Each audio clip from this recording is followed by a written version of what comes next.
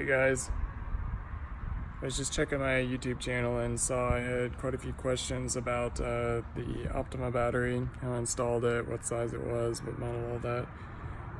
So I'm just gonna show real quick best I can. Okay, so first of all, as far as the type of battery, you can see the part number, model number, all that.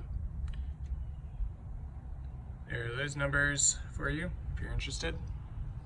This is the size of battery that I put in here, and it fit easily on the tray, as you can see. I don't know how much I covered this in the other video I already made on the battery, but the main problem with this battery was simply that the posts are centered on the front end, with the negative being on the right and the positive on the left, and you can't turn the battery with the post being on the rear end because then you got the negative and positive switched.